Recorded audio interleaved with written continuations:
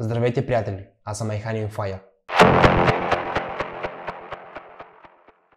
Как се появиха Anonymous? През 2003 година е създаден английски уебсайт с адрес 4chan.org и потребителите започнаха да разговарят по различни теми в този форум. Той е базиран на снимки. На сайта потребителите се регистрират с личната си информация. Под всяка една снимка буквално започват да валят коментари, обсъждания и мръсни шеги. Потребителите без регистрация в чата автоматично получаваха псевдонима Anonymous, който означава анонимен. Всички потребители с псевдонима Anonymous са имали една обща черта, за да бъдат анонимни, което ги е карало да се чувстват близки. Те са се обединявали в платформата срещу други потребители, които се регистрират със своите лични данни и са организирали шеги срещу тях. Anonymous вече беше създаден.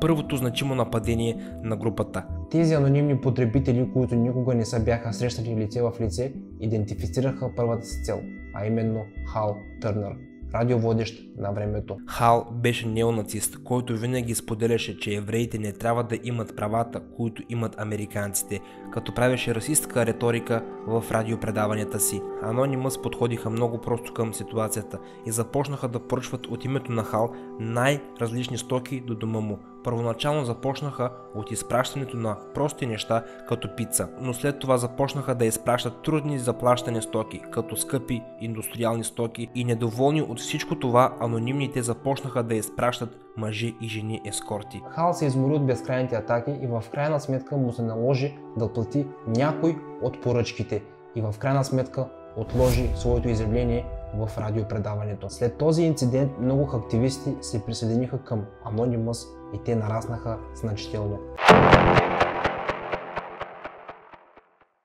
Още през 1952 година Рон Хабърд е защитавал своята теория, че човешкото тяло е дълбока тъмница, създадена от извънземните, и че има нов език, за който хората не знаят. В много точки на света има подобни църкви, наречени са църкви на сциентологията. Целият свят научи за тях след атаката към тях от анонимните. Високопоставени хора като Том Круз и Джон Траволта са също част от сциентологията. Даже в малките американски градове има подобни църкви, които по думите на Anonymous са унищожавали животите на невинните хора. Вместо предупреждение, Anonymous тръгват на атака. Всичко започва през 2008 година след едно интервю на Том Круз, в което той хвали сциентологията, след което видеоклипът става вирусен в интернет пространството, има масови споделения и даже хората се създават шеги с видеоклипа.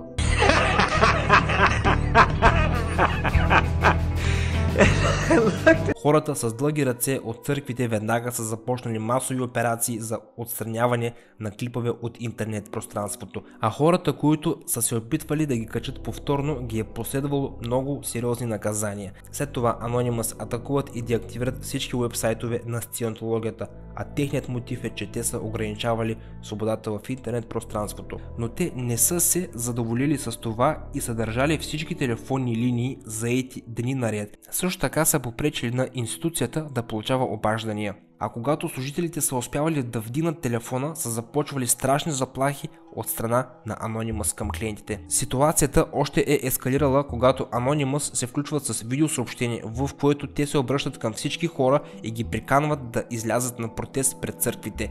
И това беше първият глобален протест в историята, организиран изцяло от интернет. В видеото Anonymous също споделят, че протестиращите, за да избегнат евентуални проблеми за бъдеще, трябва да се прикрият лицата. И всъщност на този протест е определена маската, превърнала се в символ на Anonymous. На 10 февруари 2008 година хиляди хора в мегаполиси като Сидни и Лондон започват да се изсипват по улиците. Също така периодично в 93 града започват да излизат хора на протест, като протестите продължават от началото на 2008 година до края на 2009 година. В държави като Канада, Ирландия и Израел, в които има подобни църкви, също са бушували протестите, и тези събития показаха истинското лице и мотивите на сциентологията.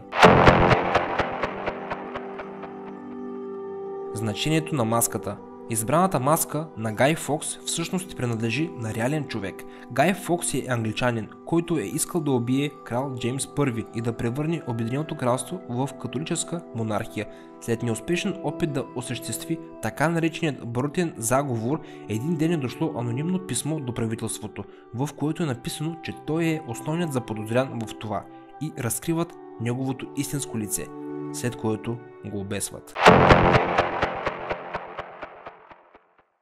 В една фирма със седалище в Швеция бяха публикувани една от големите тайни на САЩ. По искане на американското правителство, компании като PayPal, Mastercard и Visa премахнаха подкрепата си от сайта WikiLeaks.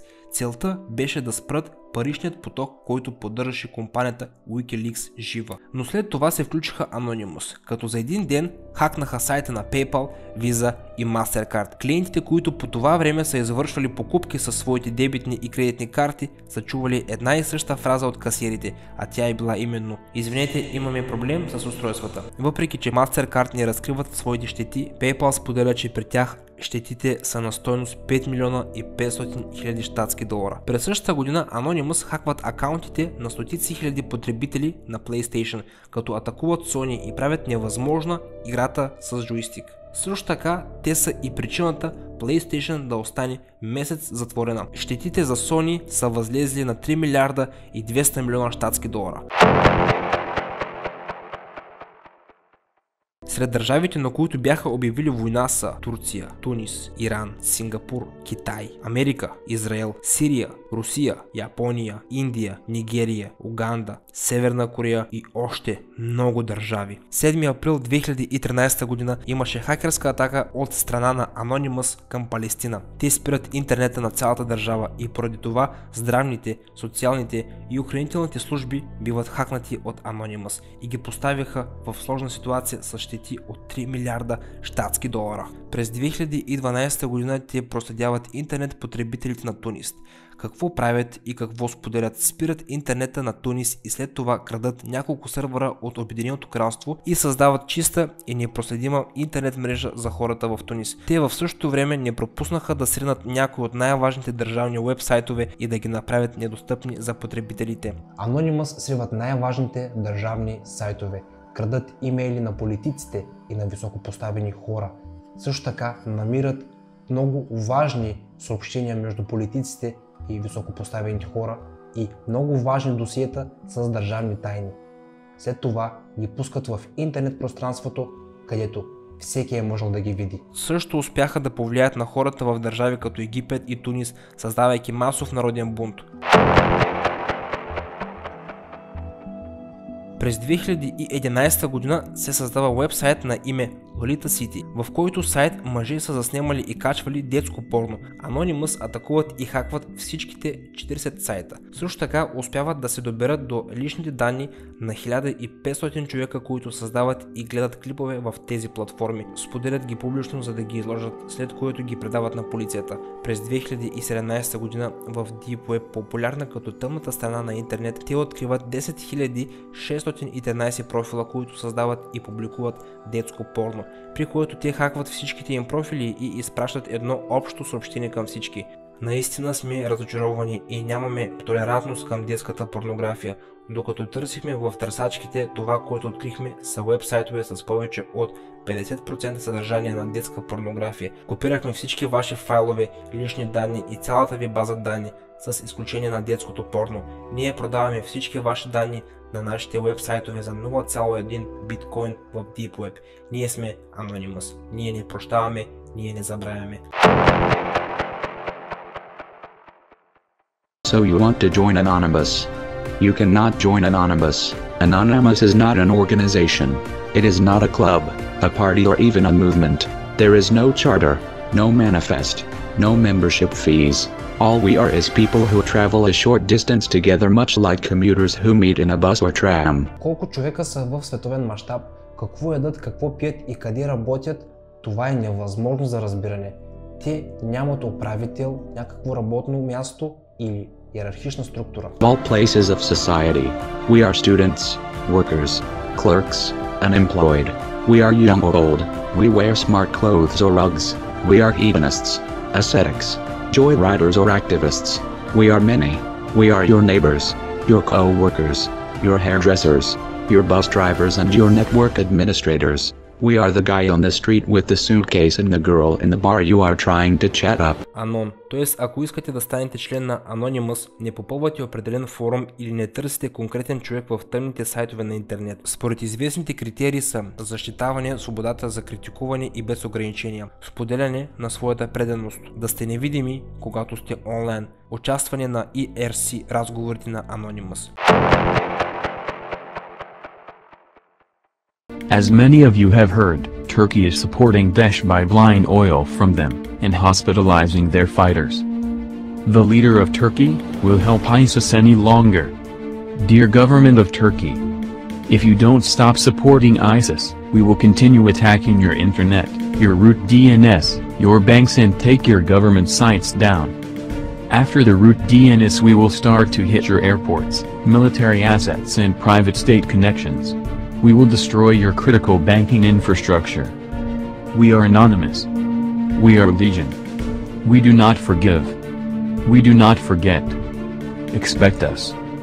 В отговор на това, турската хакерска общност е твърдяла, че е хакнала сайта на Anonymous. След като хората са влезли в хакнатият сайт, те са видяли турският флаг и надпис, който е гласял: "Вие сте хакнат от киберармията на Турция, Yıldız Team."